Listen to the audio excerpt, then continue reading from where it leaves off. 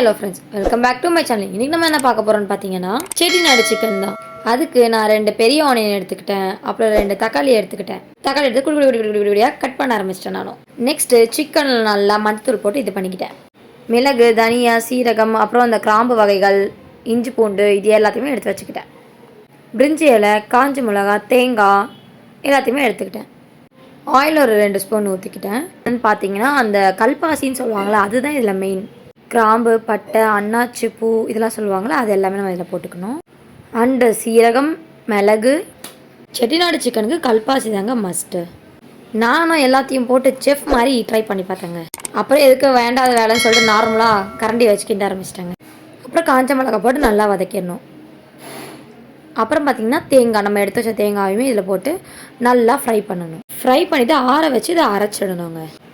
அடுத்து ஒரு தனி கடாயில் அதே எண்ணெய் ஊற்றிட்டு அப்படியே அந்த கிராம்பு வகையெல்லாம் போட்டுக்கணும். எனக்கு ஏலக்காய் பிடிக்கும், ஸோ நான் ஏலக்காவும் சோமும் கொஞ்சம் ஆட் பண்ணி இந்த மசாலா பார்த்தீங்கன்னா பாதியாக எடுத்துக்கணும். மீதியை வந்து நம்ம அரைக்கிறதுக்கு போடணும். இப்போ தாளிக்கப்போ கொஞ்சம் போடணும். நெக்ஸ்ட்டு ஆனியன் ஆட் பண்ணிக்கிறேன். மெயின் பார்த்தீங்கன்னா வெங்காயம் நல்லா வதங்கி இருக்கணும், வதங்கினா சூப்பராக இருக்கும். அது எப்பவுமே பார்த்தீங்கன்னா இஞ்சி பூண்டு பேஸ்ட் வந்து வெங்காயம் வதக்கினதுக்கப்புறம் போட்டாலே நல்லாயிருக்கும். நான் என்ன பண்ணுவேன்னா சிக்கனை அப்படியே ஆட் பண்ணுவேன். சில பேர் தக்காளி இப்போ வதக்கிட்டு அப்புறம் சிக்கன் போடுவாங்க. நான் அப்படியே இந்த ஆனியனுக்கு அப்புறம் சிக்கன் போட்டு அப்புறம் தக்காளி போட்டு நல்லா வதக்கி எடுத்துட்டேன். நல்லா சிக்கன் தக்காளி எல்லாம் கொஞ்சம் லைட்டாக சுருங்கி இருக்கும். இந்த ஸ்டேஜ்லையுமே சால்ட் போட்டுக்கலாம். அப்புறம் வெங்காயம் வதக்கும் போது கூட சால்ட் கொஞ்சம் ஆட் பண்ணிக்கலாம். நெக்ஸ்ட் நம்ம அந்த மசாலாலாம் அரைச்சோம் பார்த்தீங்களா, அதை தான் இப்போ நான் ஃபைனலாக அதை ஆட் பண்ண போகிறோம். இந்த மசாலா ஸ்மெல்லே சூப்பராக இருக்குது.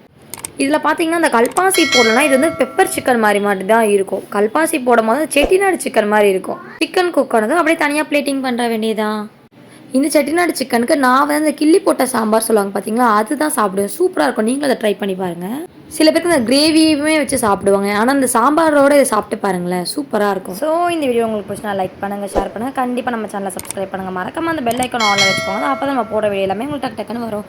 நெக்ஸ்ட் வீடியோ உங்களை பார்க்குறேன். Tata, bye by.